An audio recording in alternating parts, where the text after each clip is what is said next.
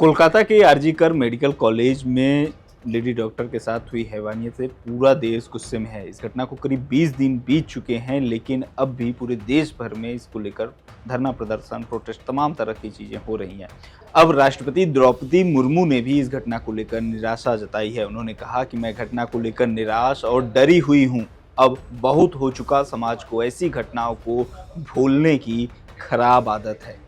राष्ट्रपति द्रौपदी मुर्मू 27 अगस्त को women's safety enough is enough नाम के एक आर्टिकल को लेकर पीटीआई के एडिटर्स से बातचीत कर रही थीं।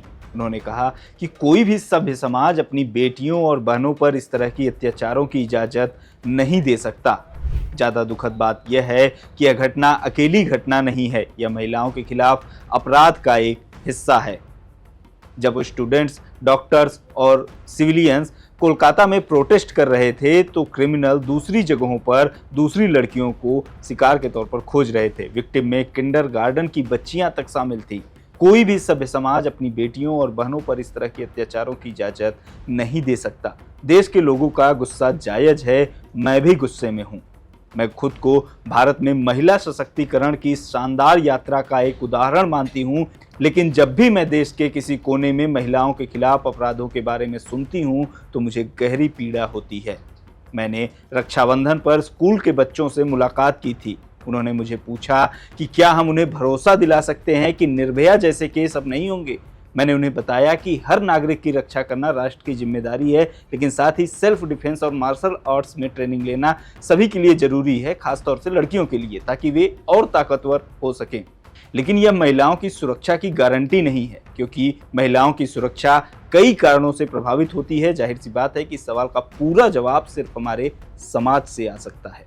समाज को ईमानदारी, निष्पक्षता के साथ आत्मविश्लेषण करने की आवश्यकता है। समाज को खुद के अंदर झांकना होगा और मुश्किल सवाल पूछने होंगे। हमसे कहाँ गलती हुई, इन गलतियों को दूर करने के लिए हम क्या कर सकते हैं। इन सवालों का जवाब ढूंढे बिना आधी आबादी उतनी आज़ादी से नहीं जी पाएगी जितनी आज़ादी से बाकी आधी आबादी जीती है। कुछ लोग महिलाओं को उपभोग की वस्तु की तरह देखते हैं। यही महिलाओं के खिलाफ बढ़ते अपराधों की सबसे बड़ी वजह है। ऐसे लोगों के दिमाग में महिलाओं को लेकर यह सोच गहरी हो चुकी है। अफसोस की बात यह है कि ऐसा सिर्फ भारत में नहीं है, बल्कि दुनिया भर में ऐसा ही है। बस कहीं पर ऐसे अपराध ज़्यादा हैं और कहीं पर कम। राष्ट्र और समाज का काम है कि सोच के खिलाफ खड़े हों। भारत में राष्ट्र और समाज मिलकर कई साल से इस दिशा में काम करते आ रहे हैं। रेप रोकने के लिए कानून बने हैं और सोशल कैंपेन भी चलाए गए हैं। हालांकि फिर भी कोई न कोई चीज़ हमारे रास्ते में आ जाती है और हमें परेशान करती है।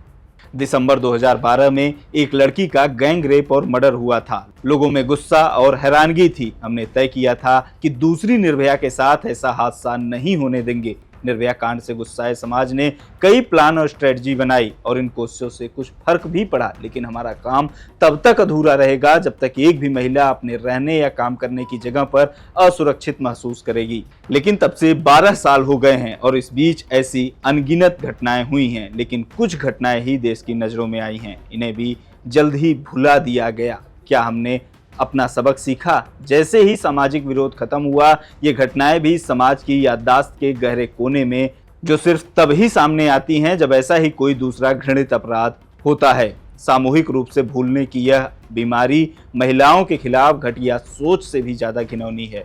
इतिहास अक्सर तकलीफ देता है। इतिहास का सामना करने से डरने वाला समाज ही चीज़ों को भूलने का सहारा लेता है। समाज शुतुरमुर्ग की तरह रेत में अपना सिर छिपा लेता है। अब समय आ गया है कि भारत अपने इतिहास का पूरी तरह से सामना करे।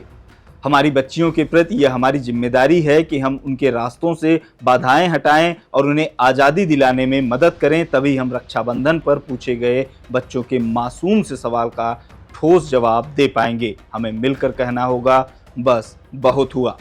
पीटीआई के लिए लिखे आर्टिकल में राष्ट्रपति द्रौपदी मुर्मू ने जो बातें लिखी थी उसके बारे में हमने आपको बताया। इस वीडियो में इतना ही। इस वीडियो के बारे में आपकी जो भी राय हो कमेंट बॉक्स में हमें ज़रूर बताएं। बने रहिए लोकमत हिंदी के साथ।